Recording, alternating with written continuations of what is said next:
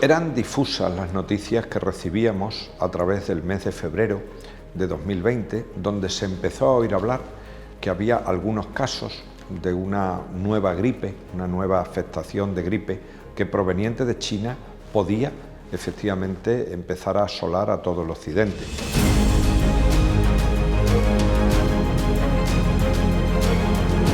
Y es verdad que en esas primeras llamadas telefónicas o contactos con la Subdirección de Vigilancia Epidemiológica, pues lo veía, yo personalmente lo veía como algo remoto. Nos han llegado en numerosas ocasiones alertas o situaciones o avisos de virus de distintas familias que son originarios de China, del este asiático, y bueno, siempre lo ves lejano, siempre lo ves lejano. Tú desde finales de diciembre e incluso principios de enero, ya donde la cosa empezaba a tomar otro color, nunca piensas que vaya a llegar aquí, pero los protocolos sí se adecúan, es decir, el Ministerio ya en enero empieza a establecer un protocolo genérico para el manejo de coronavirus. Se veía como algo lejano, pero como que sí, que existía ahí algún problema, pero parecía como que más focalizado a lo que era China.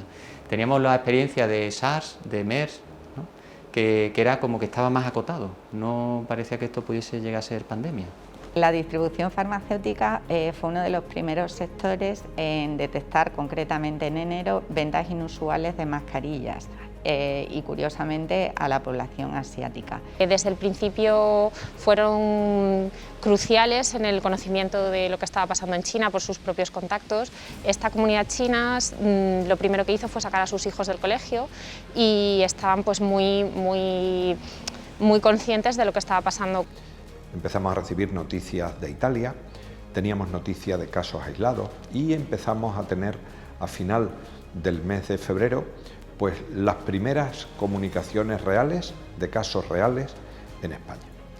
Se empezó en la isla de La Gomera y a partir de ahí pues tuvimos conocimiento de mayor número de casos y de mayor afectación. Esta Dirección de Salud detecta, vive la pandemia mucho antes del inicio, no mucho antes, pero sí que la empezamos a sufrir en la Dirección de Salud y a nivel de la comunidad autónoma también, antes de que el 14 de marzo se decretara el estado de alarma nacional, ¿no? ¿Por qué? Porque ya el 25 de febrero, es una fecha que además yo personalmente nunca olvidaré, fue el día de regreso de las fiestas de carnaval, donde empiezan a venir muchas personas procedentes de varias regiones, del Véneto, etcétera, de Italia, donde ya una de las primeras premisas del Ministerio de Sanidad era que todas aquellas personas que acudieran de esas 4 regiones fundamentales del norte de Italia y que padecieran alguna sintomatología relacionada con tos, fiebre o dificultad respiratoria, se activaran los sistemas de alerta a través del 112 y nos avisaran aquí a la directora, en concreto pues era yo el teléfono principal de guardia, y entonces yo empecé como directora de salud, y que mi teléfono está disponible las 24 horas del día, pues empezó ese teléfono a sonar ya desde el 25 de febrero. Aquello empezó a ser una locura porque nunca pude imaginar cuántas personas en carnaval podrían llegar a viajar a Italia. Porque es verdad que eran ya llamadas incesantes: acabo de llegar a Italia, me acabo de bajar de un avión, acabo de bajar de un autobús, no me encuentro bien, tengo tos, tengo fiebre, y ya aquello empezó a saltar hasta que finalmente se estableció el estado de alarma. Todos los servicios de laboratorio, digamos, hemos tenido que adaptar esas recomendaciones que elaboraba el Ministerio después del SES a nuestra propia forma de actuar, de trabajar, y a la vez, claro, darle instrucciones a otros servicios de cómo recoger las muestras, de cómo se hacía el transporte de muestras, de cómo, bueno, pues todo lo que es también los informes de resultados, porque muchas veces, claro, al principio de todo, pues un resultado de un sospechoso de coronavirus tardaba una semana, es que era así. Entonces, ya digo, fue tan rápido que ya a mediados de febrero ya se empezó a plantear la necesidad de montar PCR de coronavirus en el laboratorio de Badajoz. Los primeros casos en Extremadura se producen en el mes de marzo Aproximadamente a principios del mes de marzo es cuando detectamos los primeros casos en Extremadura.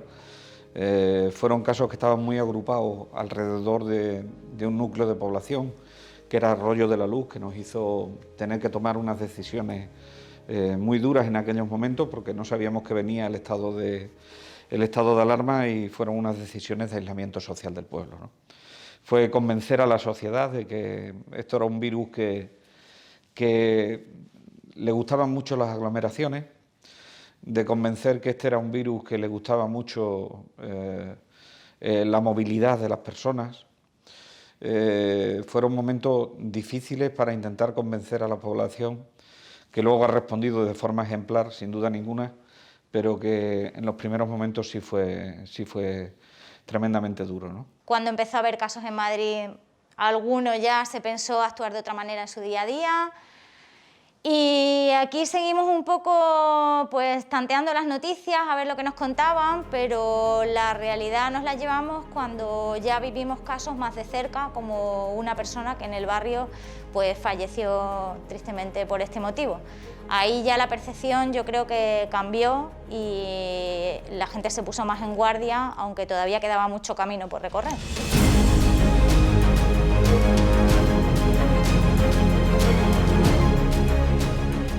Hola, buenas tardes. Es el mediodía del viernes 27 de marzo. Han pasado ya 12 días desde que el pasado día 15, el domingo 15, se decretara el estado de alarma en torno a la epidemia. Han pasado muchas cosas en estos 12 días y quiero hoy, cuando las cosas empiezan a tomar un ritmo más normal, agradeceros mucho. Agradeceros sincera y personalmente el trabajo de tantos de vosotros, de los 1.100 colegiados de la provincia de Badajoz, en torno al medicamento, en torno a la farmacia, en torno en general a la gestión de la salud de todos los ciudadanos y de todos los usuarios. Cuando el 14 de marzo de 2020 se declaró el estado de pandemia, ya teníamos una información a través de nuestro Consejo General y a través de las autoridades sanitarias de que podía que nos enfrentáramos a una epidemia nueva, a una epidemia de un virus desconocido en ese momento y de un virus que efectivamente a los pocos días pudimos tener la secuencia del genoma, 30.000 pares de bases que eran un peligro real para todos los habitantes de España. Es verdad que se te va mucha energía, muchas preocupaciones, son muchas horas al día, el teléfono no para de sonar en 24 horas, no hay sábados y domingos, desde que se decreta el estado de alarma, que es un día en el que ya no regreso a casa al mediodía porque ya no puedo regresar a casa, ya tengo que quedarme en el hospital con mis compañeros, con el equipo directivo. Y además tú miras a los demás como diciendo, es una experiencia, claro, jamás vivida. O sea, tu país, el gobierno de tu país decreta que estamos en una alarma, en un estado de alarma, algo que estudiaste cuando estudiabas las oposiciones con la Constitución, pero que se está poniendo en marcha ese día, el 14 de marzo, tú ya la gente no puede salir a la calle, solamente bajo estrictas condiciones. Y mi vida, la vida, vista desde mi perspectiva, desde mi persona, cambia completamente. Yo abandono un poco, entre comillas, a mi familia, ya no puedo llegar ningún día a comer a casa durante los meses más graves de la pandemia, que son marzo y abril. Tienes que pasar el día entero pendiente de los casos, de los epidemiólogos, del funcionamiento de la dirección, sobre todo de la prevención, de parar los golpes. Yo en alguna ocasión he hablado de que desde el 25 de febrero, como si un camión tipo tráiler se viniera hacia ti y se te echara encima, ¿no? Y tú, junto a tu equipo, tienes que ir frenándolo para parar ese impacto. Esa es la sensación que he tenido siempre durante febrero, marzo, abril. Mi obsesión era parar el golpe. Es verdad que ha habido como un mes, como 4 o 6 semanas, que fue una locura. Luego será también que te acostumbras, ya lo interiorizas y como que lo sobrellevas, ¿no? Pero sí es verdad que sobre todo desde un poco mediados mediados de marzo, ¿no? Hasta, digamos, casi que finales de abril, ha sido muy duro, sí. Los farmacéuticos analistas, muchísimos de los diagnósticos, por no decir todos, de la COVID tienen que ver con los análisis clínicos.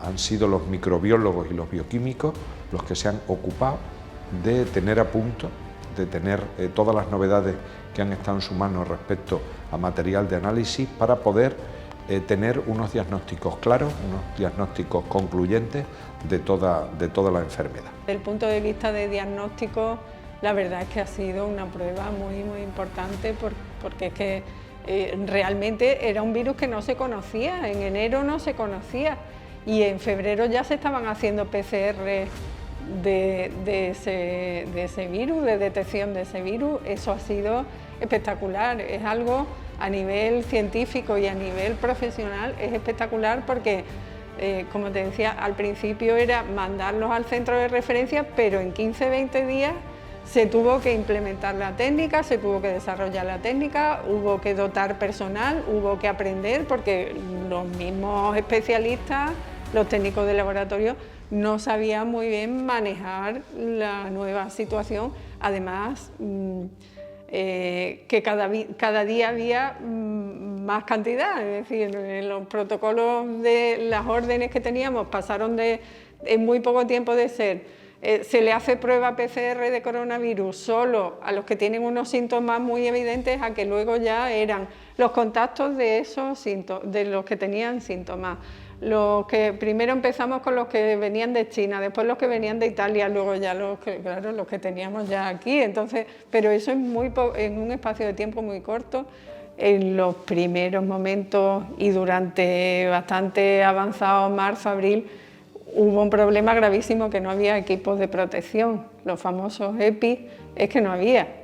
Entonces los pedíamos, nos lo daban con cuentagotas, decíamos, bueno, ¿y cómo voy a manipular una muestra posiblemente contagiosa? Porque claro, se habla mucho de los que han manejado pacientes, por supuesto, era la primera línea, y los que manejaban pacientes, además nos lo decían así, los EPIs que hay son para los primeros, que son los que están manejando a los pacientes, y lo comprendimos perfectamente. El personal de laboratorio sabíamos que, aunque fuéramos, digamos, también que potencialmente estamos manejando muestras contaminadas, posiblemente contagiosas, pero no era el trato directo con el paciente, y realmente el problema es que no había.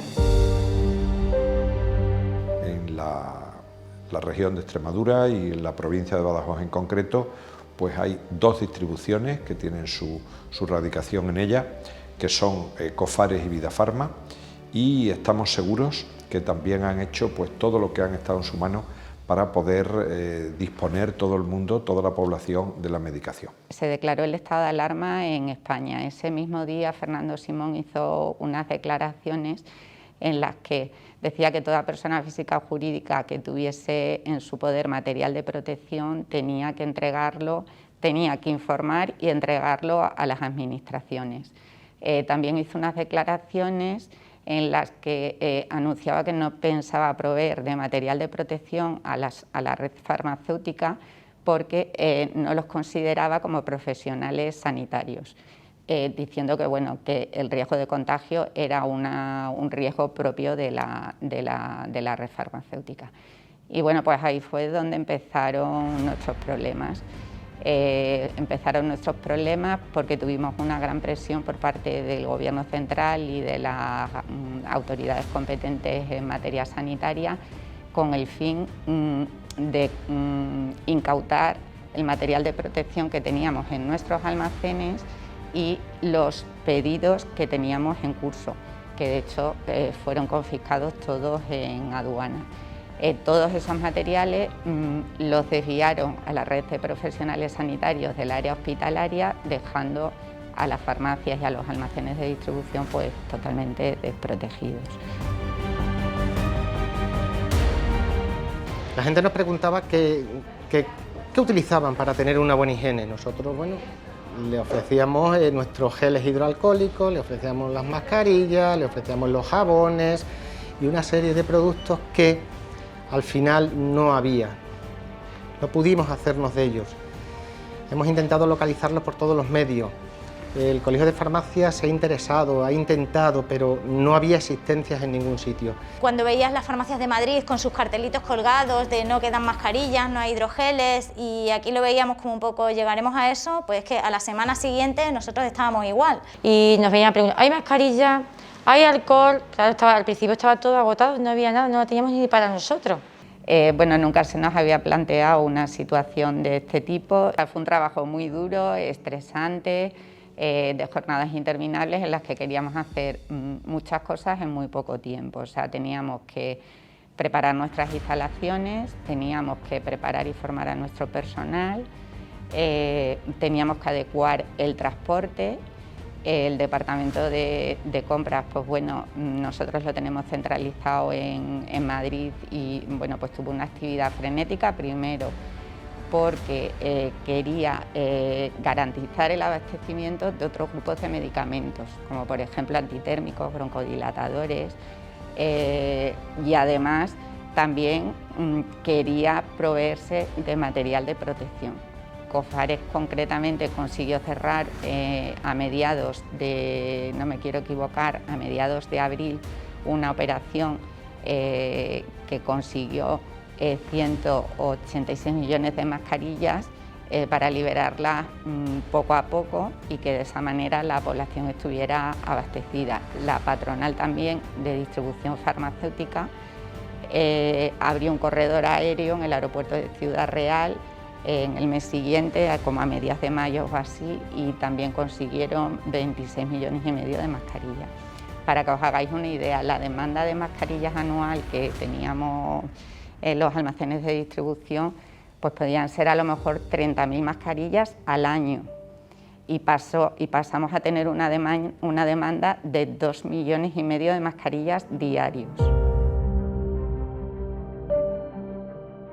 Nuestro servicio de farmacia, en previsión de un aumento de necesidad de fármacos relacionados con el tratamiento, sobre todo sintomático de la COVID, hicimos un aumento de stock, de seguridad, para evitar roturas de medicación, ¿vale?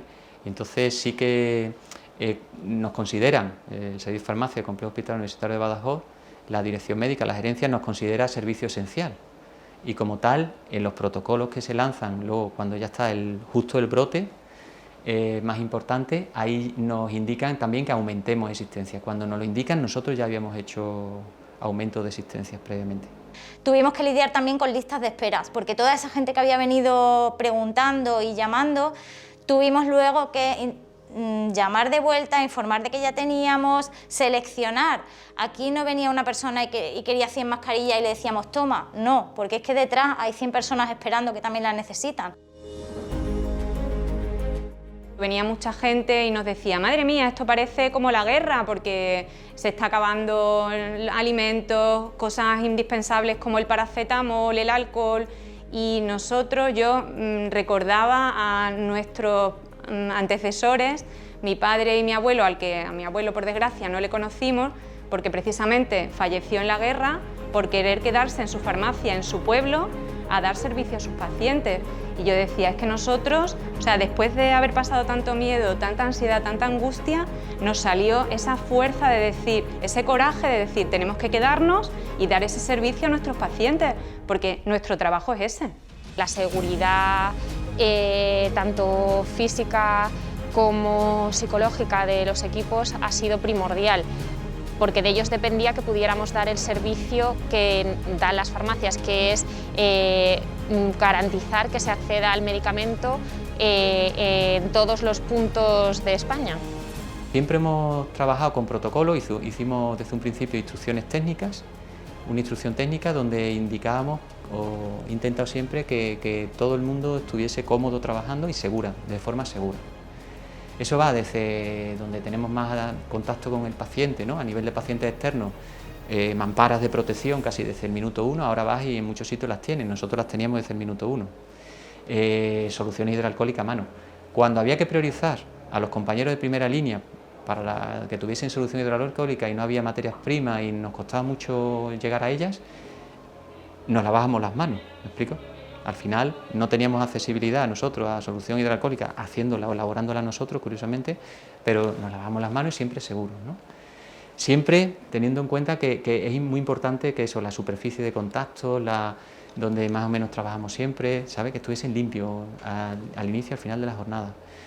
Para evitar fómites. Fómites, por ejemplo, el papel, que es uno de ellos, estaba considerado, se considera, no se sabe, por eso está evolucionando mucho, hemos intentado que se minimizase.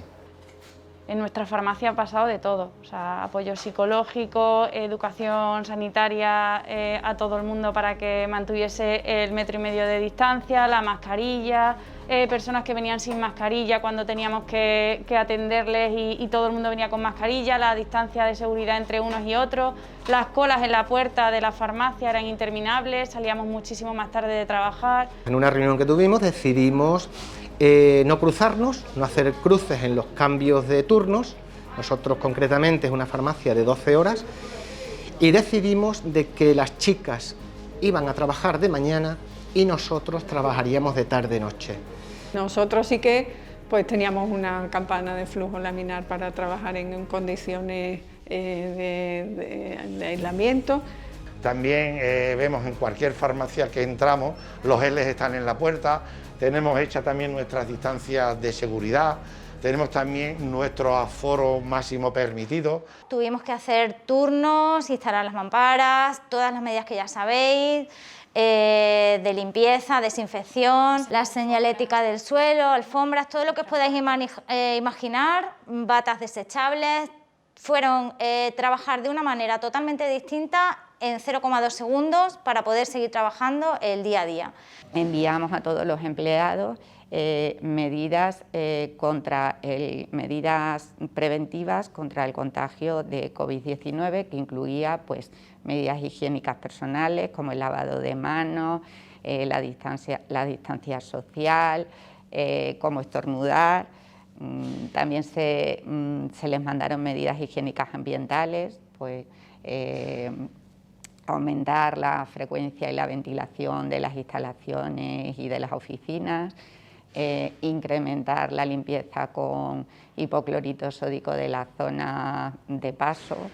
Llevamos intentando hacer telefarmacia hace mucho tiempo, en el sentido de hacer seguimiento farmacoterapéutico a los pacientes, y incluye el home delivery, o sea, el envío de medicación a domicilio, y lo tuvimos que habilitar en cuestión de, no hemos sido capaces de llevarlo a término, es complicado, no es fácil, por muchas cuestiones, ¿no? Pero en cuestión de días lo pusimos en marcha, siempre haciendo un seguimiento, ¿no?, a esos pacientes, como comentaba, un seguimiento farmacoterapéutico a través de teléfono, porque no todo el mundo tiene accesibilidad a lo mejor a poder hacer videoconferencia y tal, pero siempre a través de teléfono, contactando con los pacientes, más de 4.500 que tenemos al año, y en aquellos casos, por cuestiones de, imaginaba algún paciente que estaba aislado, o que tenía algún problema de movilidad, o cuestiones socioeconómicas, o no debía venir al hospital porque tenía una patología de base respiratoria importante y no era conveniente, o inmunodeprimido, en fin, con ellos le hemos enviado medicación pues, a más de 700.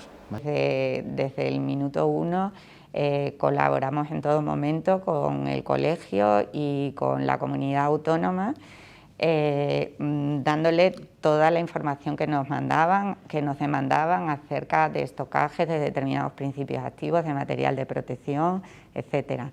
Es más, pusimos en un tiempo récord en marcha la distribución controlada de hidroxicloroquinas y cloroquinas, con el fin de asegurar el tratamiento de los pacientes que ya estaban tratados con ese medicamento.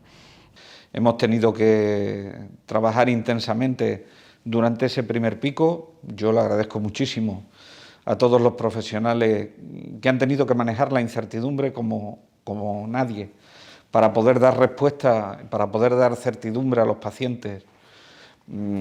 A todos los profesionales sanitarios les estaré eternamente agradecido, y a los farmacéuticos en particular, porque no solo en nuestros equipos de atención primaria, que hay farmacéuticos, a diferencia de en otras comunidades autónomas, sino a los farmacéuticos de oficinas de farmacia que han estado dando consejos, siendo un recurso sanitario cercano a la población y estando y dispensando los medicamentos que eran necesarios y que el médico le prescribía a través de la vía electrónica, ¿no? Yo creo que hemos sido la primera línea de batalla frente al COVID en lo que a pie de calle se refiere. Cuando los hospitales estaban colapsados, cuando los centros de salud no atendían a pacientes, cuando solamente tenían información a través de los medios de comunicación. Realmente, si tú querías algo de primera mano, era el farmacéutico el que estaba aquí, y creo que nosotros hemos respondido con creces. El Colegio de Farmacéuticos, precisamente, dentro del primer estadio de los primeros casos, recibió de la Administración Sanitaria una encomienda de gestión. La Administración entendió que debía de ser el Colegio de Farmacéuticos quien tuviera la gestión en general de todo el mundo farmacéutico. Entendimos que era una delegación que debíamos aceptar, entendimos que debíamos de colaborar de un modo muy directo y muy estrecho con la Administración, y desde siempre entendimos que esa encomienda de gestión debía de llevarnos a, conociendo el sector, conociendo prácticamente con nombres y apellidos, cargo, destino, situación de cada uno, poder sacar lo mejor de nosotros mismos, poder organizar todo este proceso. Si yo tuviera que resumir de alguna forma cuáles han sido pues, las actividades más importantes o más relevantes del Colegio de Farmacéuticos en torno a COVID, tendría que decir 3 factores. En primer lugar, liderazgo; en segundo lugar, organización; y en tercer lugar, comunicación. Hola, es 11 de mayo. Y hacer un doble aquí para hacerle una diagonal. Sobre las mascarillas, ¿estaríamos dispuestos a que si el SES nos las provee para repartirlas a toda la población extremeña? Entonces, los únicos datos que tenemos de esos test son los que pone el fabricante, que son datos de sensibilidad y especificidad, pero que están hechos en condiciones concretas, estándar, ideales, pero que no son las reales. Con lo cual, lo primero que hay que hacer con ese tipo de test es hacer un estudio de una evaluación y una validación clínica. Una vez que tengamos esa validación clínica, veremos la fiabilidad real de cada uno de los test. El colegio, desde que se declaró la pandemia el 14 de marzo, el sábado 14 de marzo, ha tenido una información pues muy diaria prácticamente a todos los compañeros, mediante circulares, mediante comunicación, mediante las tecnologías incluso de WhatsApp, las tecnologías de redes sociales, tantos otros que han determinado que los farmacéuticos tuvieran una formación a través de nuestro portal de COS Badajoz y a través del portal general de todos los farmacéuticos de Portal Pharma, para que pudieran formarse ellos mismos en torno a todo el conocimiento que podíamos tener de la enfermedad, del virus y de su transmisión. La información que nos llegaba a nosotros, por un lado, era a través de los medios de comunicación a los cuales todos tenemos acceso, pero de ahí se ha visto después que no todo lo que nos contaban era la realidad de lo que pasaba. Hemos tenido muchísima avalancha de información, la cual se agradece a través del Colegio de Farmacéuticos, que a diario también nos iba informando de los cambios en las normativas, que también han sido importantes a la hora de nosotros seguir trabajando día a día, con lo cual por la mañana tenías una información y por la tarde el equipo tenía que estar al día de otra cosa totalmente diferente. Gracias a eso y las redes sociales y demás hemos podido seguir trabajando al 100%. Respecto a la información científica, la fuente, digamos, siempre ha sido donde está recogida la mejor evidencia, ¿no? Disponible, es decir, revistas científicas de alto impacto, donde se iban publicando los estudios pivotales, la Biblioteca Nacional de Medicina de Estados Unidos, Medline, que es lo típico a lo que todos tenemos acceso, y luego, por supuesto, protocolos internos que, basados en todo eso, en esa mejor evidencia científica, que se iban definiendo y que casi cada semana, al principio por lo menos, cada 10 días iban cambiando, ¿vale? Siempre en consenso, o sea, nosotros hemos ayudado en la revisión de esos protocolos, de forma multidisciplinar, pues con todas las especialidades que han participado, ¿no? Y siempre en primera línea, desde infectología, unidad de patología infecciosa, medicina interna, medicina intensiva o neumología, no me quiero quedar a nadie para atrás, ¿no? Pero farmacia era una parte más digamos, en la revisión, ¿no? Y en la toma, sobre todo en que todos hablásemos el mismo idioma y actuásemos de la misma forma y siempre con la mejor evidencia. Yo creo que eso se ha llevado muy bien a cabo. También es verdad que para eso lo que hemos hecho es potenciar la comunicación. Porque claro, imaginaos que nosotros somos un complejo hospitalario de más de 700 facultativos y no todos han implicado en el tratamiento de la COVID, lógicamente, pero sí que se hicieron, que la dirección ya los tenía seleccionados, ¿no? Y los propios servicios saben con quién trabajan, ¿no? Un grupo de comunicación que hicimos, que se llama Farmacoterapia COVID, y a él vertíamos toda la información. a través de comunicación, correo electrónico, a través también, incluso se podía mensajería directa y con un repositorio documental, teniendo siempre accesibles los últimos protocolos y la mejor evidencia. Como vocal de análisis clínico del Colegio de Farmacéuticos de Badajoz, realmente, sinceramente, tengo mucho que agradecer y ha sido un apoyo muy importante la Vocalía Nacional de Análisis Clínico, de farmacéuticos analistas clínicos, que engloba a todos los del laboratorio, analistas, microbiólogos, inmunólogos y bioquímicos. Y la verdad es que ha sido un apoyo importantísimo porque han estado continuamente los compañeros enviando toda la información que se tenía, de verdad que han hecho como una búsqueda siempre muy exhaustiva, porque otro problema que hemos tenido y seguimos teniendo muy importante, las falsas noticias. Han corrido noticias de todas las clases, de todos los colores, gente que además daban apariencia de ser científicas, o sea, la dificultad también de discriminar lo que era real de lo que no lo era, de lo que era realmente científico, de lo que era pseudocientífico, porque han aprovechado mucha gente para decir todo tipo de cosas increíbles y aprovechando ese desconocimiento derivar la atención hacia otro sitio, y ahí la Vocalía de Análisis de Farmacéuticos Analistas Clínicos la verdad que ha hecho un trabajo importantísimo, todos los compañeros, porque cada uno lo que iba descubriendo en su laboratorio lo iba aportando al común. La información ha llegado con cuentagotas. La información científica ha habido que buscarla y trabajarla de manera personal y profesional, a través de las sociedades profesionales, a través de las sociedades científicas y a través de las páginas de las sociedades científicas y de nuestros colegios profesionales, que han sido los que se han encargado de darnos esa información trabajada y consensuada y en el tiempo más razonable posible, con la mayor rapidez, porque necesitábamos esa información en tiempo real. Y de una manera responsable, una información responsable y veraz. Los 300 farmacéuticos adjuntos que trabajamos en la provincia de Badajoz hemos recibido prácticamente a diario información desde el colegio. En esta pandemia hemos dado una asistencia especial a los pacientes, ampliando horarios, implicándonos al máximo con la ciudadanía, dirigiendo el equipo de auxiliares, de técnicos y dando además un apoyo imprescindible a los farmacéuticos titulares de las 380 farmacias que son en total en la provincia de Badajoz. La Asociación de Farmacia, yo tengo, bueno, la asociación tiene muy buena relación con el Colegio Farmacéutico y quiero agradecer a Cecilio, que siempre ha estado en primera mano ahí echándonos a nosotros. O sea, cada vez que había alguna información que podía ampliarnos un poquito más de lo que ya íbamos sabiendo, Cecilio me la hacía llegar a mí y yo a mis auxiliares.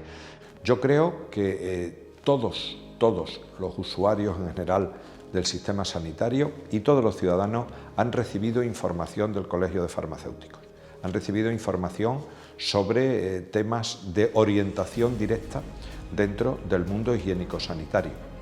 Hemos determinado en muchos vídeos, en muchas noticias, en muchas notas de prensa, en muchas entrevistas, en muchísima comunicación, en redes sociales, de cómo había que lavarse las manos, algo que parece muy simple, pues tiene su técnica.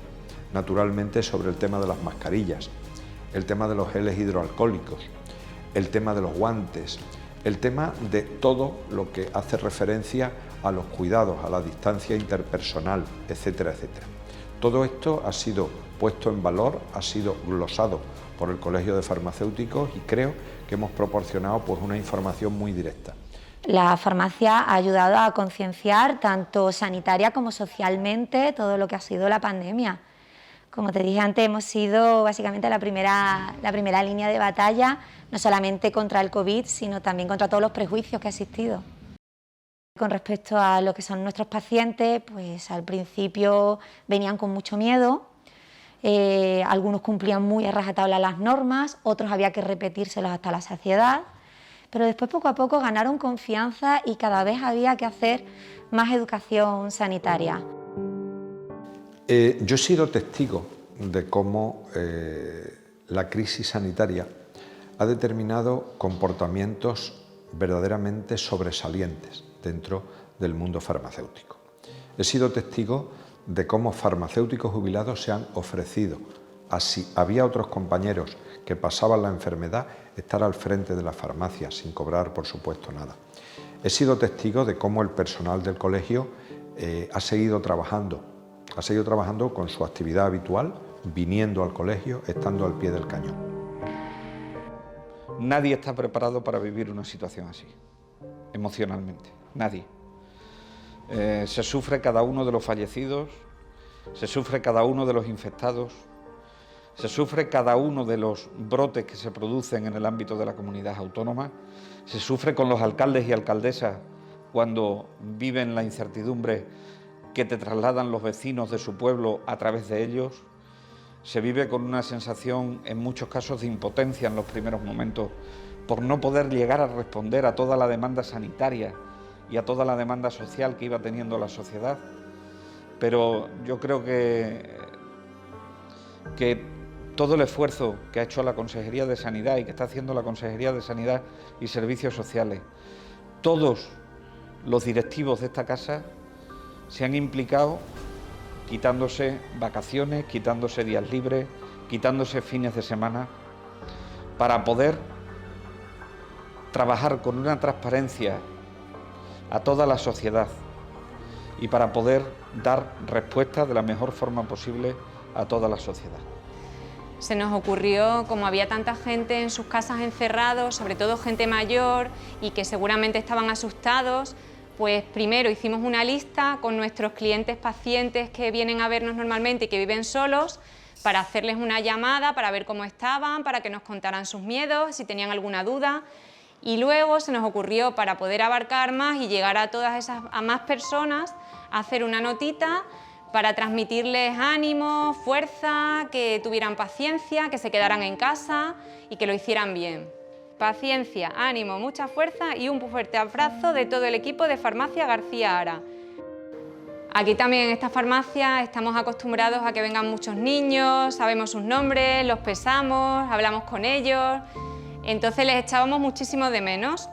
Y los padres nos transmitían que estaban en casa encerrados y nos pareció también una manera de acercarnos a ellos, mandarles una pegatina donde pone superpoderes, porque ellos eran superhéroes, estaban en casa y no iban ni al colegio ni a los columpios, y nuestra manera de acercarnos a ellos un poquito de cariño. Nosotros con nuestros clientes lo que sí nos hemos preocupado en llamarlos, en tener contacto con ellos, si nos llamaban por teléfono, atenderlos, decirles que qué medicación necesitaban, preguntarles qué necesidades tenían, que no se quedasen nunca sin su medicación. De una manera o de otra, si el médico o en su tarjeta sanitaria en ese momento, por circunstancias, no le salía, la habían caducado, nuestro paciente y nuestro lema era que no se podían quedar sin su medicación. De una manera o de otra se la dábamos. Pendientes de que nos trajesen la receta, que nos lo pagasen, pero eso para nosotros no era lo más importante. Lo más importante es que cada paciente tuviese sus medicinas. Yo desde Dirección Técnica participé como voluntaria en la reposición de mercancías en el automático durante las horas de puesta de media mañana y mediodía. Estuve trabajando los primeros 15 días una vez que se declaró el estado de alarma, muy a mi pesar de mi jefa, que continuamente me mandaba a casa porque soy personal de riesgo. Me operaron hace unos años de corazón, pero bueno, no dejé de venir hasta que dejé el almacén preparado y a todos sus empleados con los equipos de protecciones individuales básicos. Aquí viene una chica embarazada que venía cuando salió en la televisión, los primeros síntomas que también podría salir como salpullidos en los pies, salpullidos por...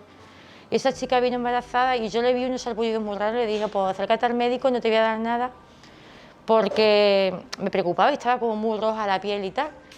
Y al mes volvió la chica a darme las gracias, decía que le había salvado la vida a su hija y a su bebé, porque tenía el coronavirus.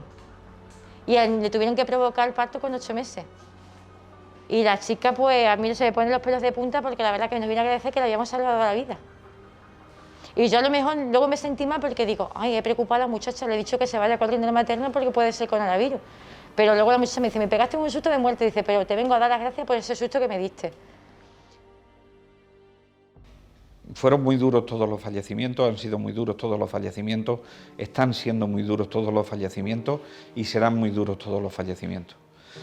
Pero cuando alguien cercano, alguien que trabaja en la gerencia del área de salud de Cáceres, como fue nuestro informático que falleció, o alguien que trabaja en primera línea en la atención primaria de salud, como el doctor Sebastián Traba, falleció, sin duda ninguna, eso es un choque emocional muy importante.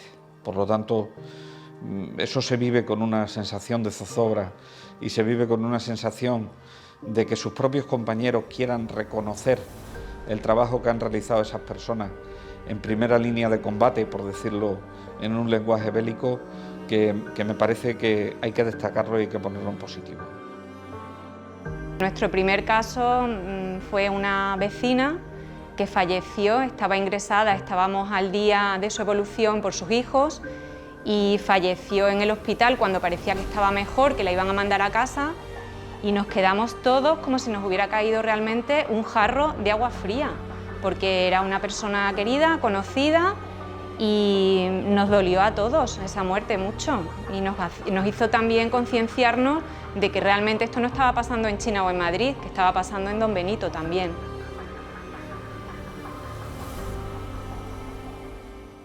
Hay una anécdota divertida que además fue alegre, acabó bien, ¿no? Porque había llegado un camionero de Niza y era un camionero que era toxicómano y entonces se dedicaba a ir a buscar droga a ciertos barrios y tal, y teníamos sospechas de que era un sospechoso, de que podía venir con sintomatología, y además era uno de los primeros casos que podría infectarnos, imagínate, si estaba además perdido.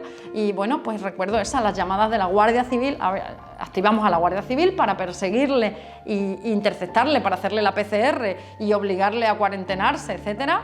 Y recuerdo que eso, de madrugada, pues la Guardia Civil diciéndome dónde se habían localizado, que tenían un puesto, que lo tenían arrinconado, que qué hacían, o sea, pidiendo instrucciones exactas de qué tenían que hacer en ese momento. Es verdad que nadie te enseña, ni como farmacéutica, ni como directora de salud, a qué tienes que hacer en ese momento a las 4 de la mañana, dándole órdenes al sargento o al comandante de la Guardia Civil para qué hay que hacer con ese supuesto prófugo del COVID, ¿no?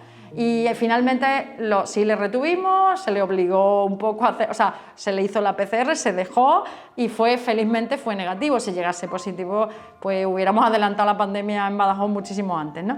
Hubo un momento en el que había mucha gente que estaba muy desanimada y se nos ocurrió hacer un vídeo que estaba bastante de moda, en el que le dábamos las gracias a todos los poblancinos por quedarse en casa.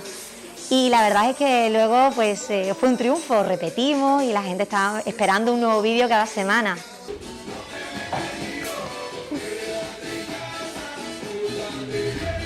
Algunas de las reacciones que nos hicieron saber a través de las redes pues era que éramos una farmacia muy alegre, que daba gusto, entre tanto pesimismo, que existiera un rayo así, un poquito de alegría, que nos esperaban muchas tardes para saludarnos desde el balcón y aplaudirnos, y la verdad es que es muy emocionante.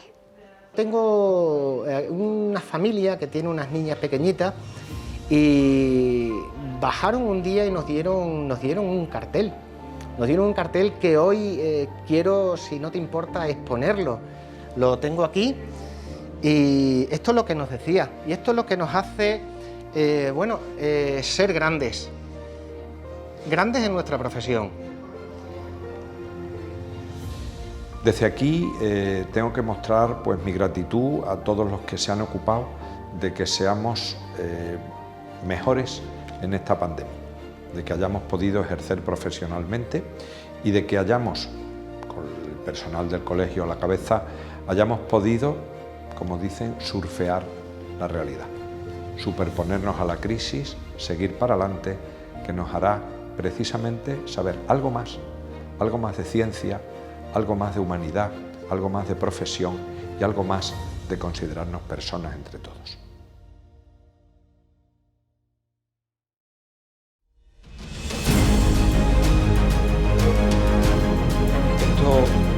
no se acabará hasta que no haya un tratamiento farmacológico o una vacuna que permita erradicar de una vez esta pandemia. Y mientras tanto tenemos que aprender a convivir con el virus, y eso es lo más complicado.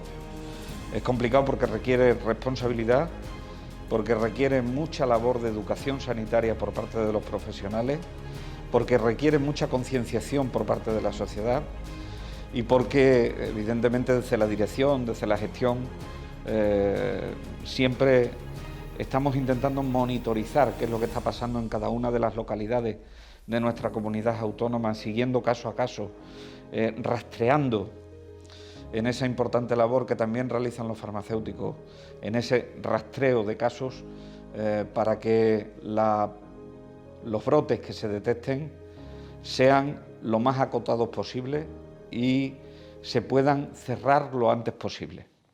También en los centros de salud se ha estado efectuando mucha labor en este tiempo. Los farmacéuticos de atención primaria han sido los encargados de rastrear los casos, son los encargados de rastrear los casos al día de hoy. Rastrear implica o significa que hay que seguir la pista del positivo a raíz de que inicialmente un positivo, claro, nos podemos preguntar ¿cómo llega eso a la cadena de rastreo, a la cadena de vigilancia epidemiológica? Pues un sospechoso puede llegar o vía 112 o vía centro de salud o vía servicios de urgencias de un hospital, donde es una persona que declara que tiene cualquiera de los síntomas que aparecen en el abanico de síntomas descritos para coronavirus, que son múltiples, algunos son muy confusos, se pueden mezclar con otras patologías, con otros resfriados comunes. Entonces, a raíz de que una persona llega, hombre, los síntomas claves que se indican, fiebre, diarrea, tos, dificultad respiratoria, anosmia, etcétera, pues a raíz de una serie de cualquiera de ellos, no tienen que ser todos, cualquiera de ellos, hacen sospechar a un médico, a un sanitario.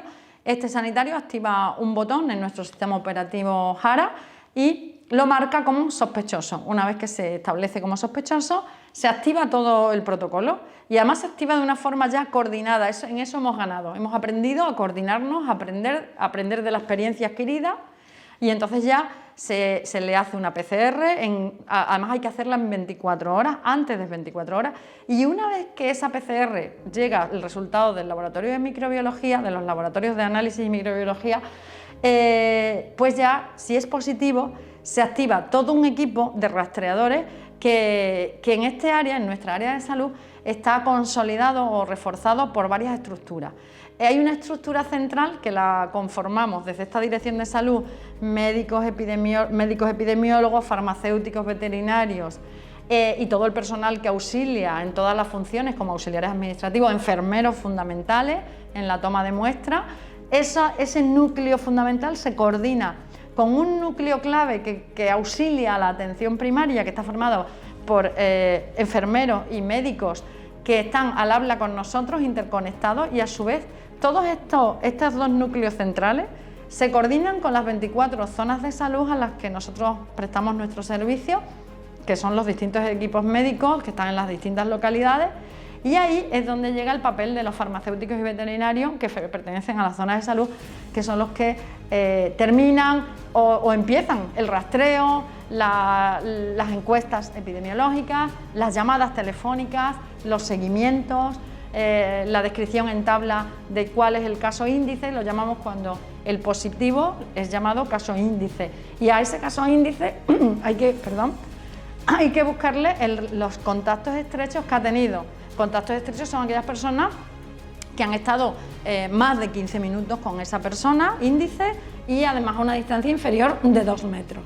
Es decir, hemos comido juntos, hemos pasado el día, hemos ido a la piscina, entonces ya esas personas las barremos por completo, y a esos contactos estrechos el protocolo actual, el vigente, nos dice que se les debe hacer una PCR para saber si, y además se llevan aislamiento. Es decir, aunque la PCR sea negativa, los contactos estrechos del índice también se van a su domicilio en aislamiento al menos durante 14 días o 10 si se hace una segunda PCR.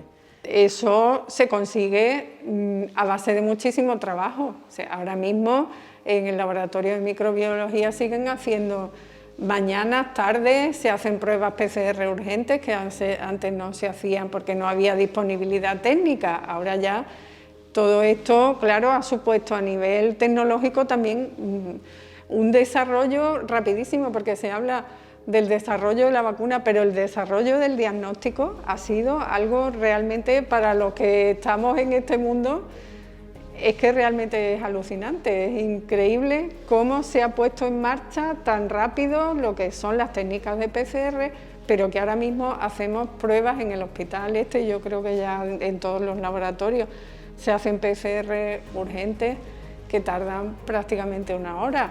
Para alguien que llega muy enfermo, que tienen que meterlo en quirófano rápidamente, se hacen, hombre, el problema es que el coste es tremendo, o sea, son pruebas muy caras y están como muy controladas. Es verdad que será ya de formación profesional, digamos que la defensa la tenemos armada, ¿no? Entonces, porque nunca se sabe. Y es verdad que, bueno, es inevitable que pueda llegar a haber otros brotes, ¿no? Pero yo creo que es muy importante que se tengan a raya. O sea, que si ya nos anticipamos, intentamos anticiparnos en su momento, ahora más todavía si cabe, ¿vale? Y en ese sentido, como no sabemos cómo va a evolucionar todo esto, por lo menos que aprovechemos la experiencia acumulada que tenemos, que espero que sea siempre la experiencia a un grado, ¿no? Que sea algo positivo, entiendo. A futuro, yo creo que a futuro es que es imprevisible. Entiendo que los fármacos, que cada vez va apareciendo más evidencia, ¿no? Vamos teniendo las cosas más claras. A nivel de fármacos, ahora mismo no hay evidencia sólida, pero sí, bueno, sí sabemos, digamos, lo que no hay que hacer, ¿no? Por ejemplo, hay fármacos que ya se han caído y seguro que no hay que utilizar, tipo hidroxicloroquina o lopinavir, ritonavir, por ejemplo. Interferón beta parece que tampoco está tan claro que se utilice, o está más claro que no se debe utilizar. En otros casos, como el remdesivir, cada vez van apareciendo más evidencia y hoy por hoy el beneficio es marginal, ¿vale? Y ojalá que sirviese para más, ¿no? Pero se tiene que demostrar, siempre hablamos desde el punto de vista científico, vaya. Y lo que sí que ha demostrado, algo que aporta más valor, son los corticoides, que nosotros siempre hemos utilizado. Será no por esta enfermedad, sino vírica, ¿no? Al fin y al cabo, el origen, la etiología es vírica, sino en otros casos. Nuestros compañeros médicos siempre, el corticoide es un fármaco que se utiliza bastante. Y luego, pues de cara a ganar tiempo para que la vacuna esté aquí. Está claro que la solución es la vacuna. Pero podemos poner todo de nuestra parte mucho para que, hasta que eso llegue, estemos en las mejores condiciones y no saturemos lo que son nuestros servicios de salud, ¿vale? Y podamos convivir con ello, ¿no? Digamos, de forma más o menos racional. La labor que se está haciendo en esta Dirección de Salud está salvando vidas.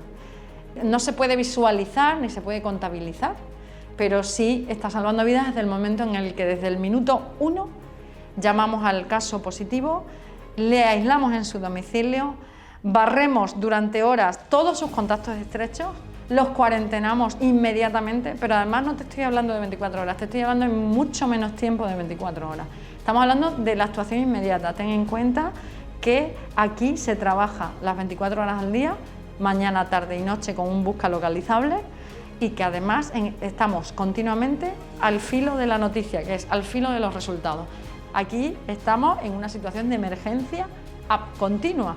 ¿Eso hace salvar vidas? Claro, por supuesto. ¿Por qué? Porque las personas quedan cuarentenadas y aisladas en su domicilio y cortamos la cadena de transmisión. Desde el momento en el que cortamos los contagios, cortamos la cadena de transmisión, evitamos muertes. ¿Muertes de quién? Pues de población especialmente vulnerable, los abuelos, los tíos, personas con cáncer, personas inmunodeprimidas. Hemos cortado la cadena. Si la cortamos, evitamos que el virus llegue a esas personas a las que nunca debió llegar. Estamos en momentos duros, en momentos que la sociedad evidentemente requiere certidumbre. Ojalá le pudiésemos dar más certidumbres, pero tampoco tenemos más certidumbre en las administraciones sanitarias. Todo aquello que vamos sabiendo lo hemos intentado pasar a los colegios profesionales, pasar a la sociedad en general, y eso ha hecho que hoy podamos conocer algo más al virus, pero estamos todavía lejos de conocer incluso cuáles son las secuelas.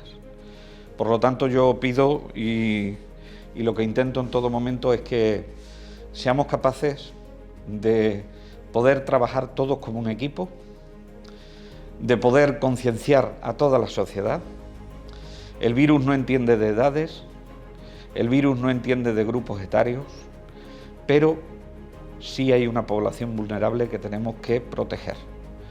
Y tenemos que aprender a vivir manteniendo aquellos derechos que son derechos fundamentales para la persona. El derecho a la movilidad, el derecho a la educación, el derecho al trabajo, el derecho a la protección de la salud, el derecho al desarrollo económico. Necesitamos una sociedad sana, pero también con poder adquisitivo para poder seguir adelante. Y yo creo que ese es el mensaje que le tenemos que trasladar a día de hoy en un acto de corresponsabilidad, también con los farmacéuticos en las oficinas de farmacia, que tienen mucho que decir en este tema, para que hagamos de esta nueva normalidad la normalidad más parecida a la que vivíamos. Yo creo que el colegio ha sido una vez más el cauce, haya sido el puente de comunicación entre la autoridad sanitaria de una parte y los profesionales. Otros colectivos también han sido de nuestra interlocución directa, el Colegio de Médicos, el Colegio de Enfermería, el Colegio de Veterinarios. También otros colegios han sido pues, el Colegio de Fisioterapeutas, el Colegio de Podólogos, en general todos los colegios sanitarios y aún muchos colegios que no son del mundo sanitario. El Colegio de Arquitectos, el Colegio de Ingenieros, el Colegio de Aparejadores, etcétera, etcétera. Hemos estado en perpetua, en permanente interacción con ellos para procesos que han suplementado también la crisis sanitaria. Además de la crisis sanitaria, es evidente que tenemos una crisis económica. Hemos intentado entre todos paliar, en la medida en que podemos, esa crisis económica. Hemos intentado que las ayudas lleguen a quién y a dónde debían llegar. Y también pues hemos de algún modo estado presentes en la crisis social, puesto que el Colegio de Farmacéuticos, por su definición y por su carácter, es un agente social vertebrador de la sociedad. No solamente, como digo, en el mundo sanitario, también hemos estado muy presentes en lo que es la presencia de Extremadura en foros. Se han dado conferencias, se han dado jornadas, congresos, charlas, etcétera, etcétera, que nos han hecho de alguna forma estar, como digo, muy presentes en la sociedad actual. Desde aquí tenemos también que expresar nuestro agradecimiento a la Junta de Extremadura, que precisamente en su fiesta anual, en la fiesta de Extremadura, en la fiesta de todos los extremeños, haya concedido la medalla de Extremadura, entre otros, al colectivo de profesionales sanitarios. Nos sentimos honrados, sentimos que efectivamente esto es un respaldo a nuestra labor y estamos muy agradecidos a Extremadura por haberse acordado precisamente de los farmacéuticos.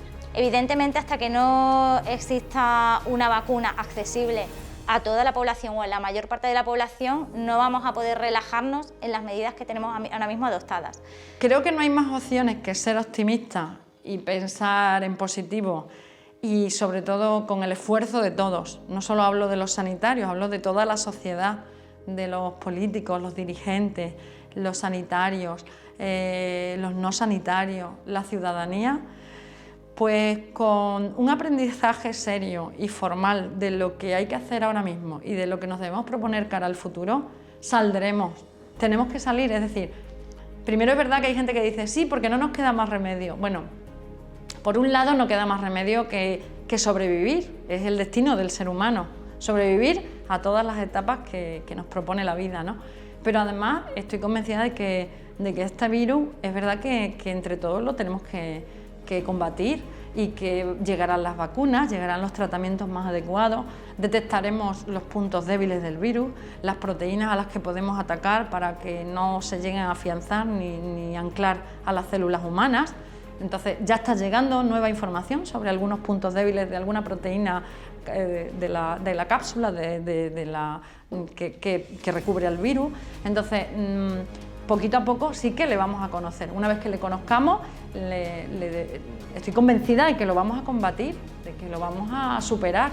Y ahora lo que hay que hacer es proteger a la sociedad en todos los sentidos. Es decir, la prioridad es sanitaria, pero esa prioridad sanitaria conlleva prioridades sociales, prioridades económicas, prioridades de todo tipo. Entonces, si salvaguardamos el objetivo fundamental, o al menos el que yo me propongo con el granito de arena que yo pueda aportar, es salvar la estructura poblacional que tenemos ahora mismo, el Estado, nuestra economía, la salud lo primero, pero todo eso va a conllevar salvar la economía, el bienestar a los niños, proteger a los niños, a los ancianos, es clave. Yo creo que la figura emergente del farmacéutico ha tomado cuerpo. Yo creo que salimos al día de hoy más robustos de los que entramos en la pandemia profesionalmente, y creo que al día de hoy esos aplausos que desde un principio se le han dado a los sanitarios, pues de algún modo recogemos también alguno de ellos, porque entendemos que alguno ha sido pues por y para la farmacia y por y para los farmacéuticos.